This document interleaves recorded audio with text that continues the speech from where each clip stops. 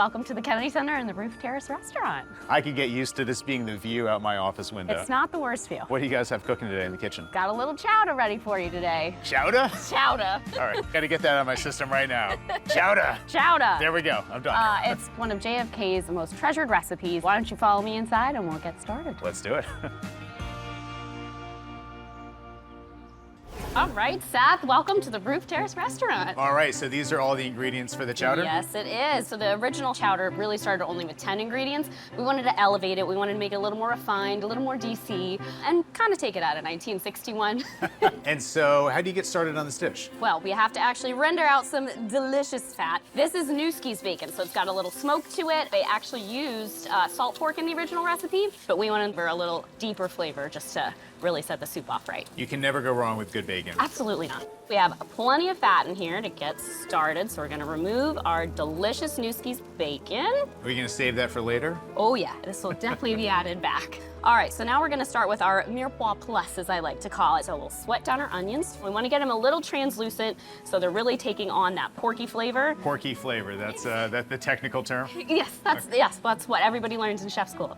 So these are sweating down really beautifully. We're gonna add some carrot, some leek, celery, and some fennel for some sweetness.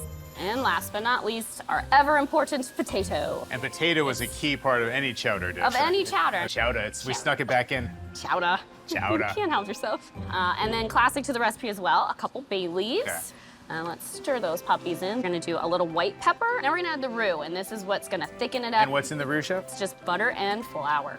And that will also thicken it and make it a really, really luxurious texture. So we've added flavor, we've added a little depth, now we're adding texture. And now, time for our fish stock. So we make this in-house, it's nice and gelatinized. That means that a lot of those bones and everything is cooked down, all the bones collagens in got there. Oh, yeah.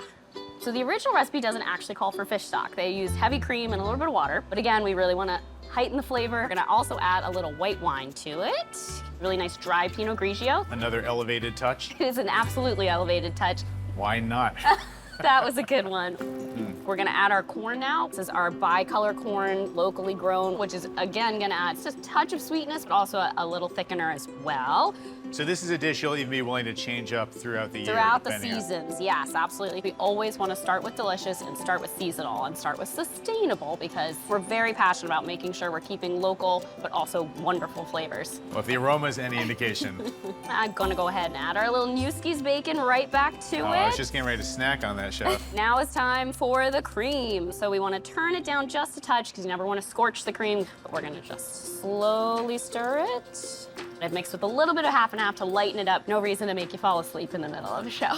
She's starting to simmer and come up to temperature, so we're gonna add in our delicious rockfish here. But the original recipe called for haddock. When I think a New England chowder, I'm thinking clam chowder. So this is very much Kennedy's. He really liked the haddock. He didn't really love the clams. Oh yeah, and as a Mid-Atlantic guy myself, I mean, I've been eating rockfish for ages. Forever. It's one of my absolute favorites. So we've added our rockfish in and it's gonna cook down for about 10 minutes. And once the chowder's done cooking, we're gonna finish it off with a little bit of crunchy bacon on top for an extra texture, some microgreens, a drizzle of our herb oil that we make in-house, and then just a touch of Maldon salt, and the chowder will be ready to enjoy.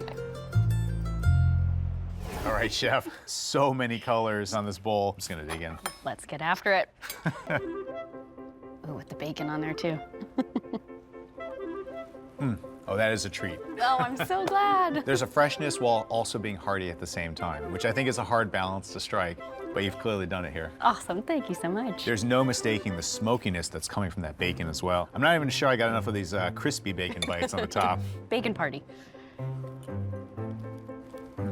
It's hard to imagine what this would be like without the addition of that fish stock and all those other ingredients. Yeah, from what I have heard, it is delicious, but I feel like it'd be a little one note. So here we really wanted to hit a symphony of flavors while keeping it fresh, keeping it bright, still really celebrating the rockfish and everything the dish is originally about. Hey, Seth here. If you want to discover more of the incredible restaurants in the DMV, hit subscribe. Thanks for watching Signature Dish.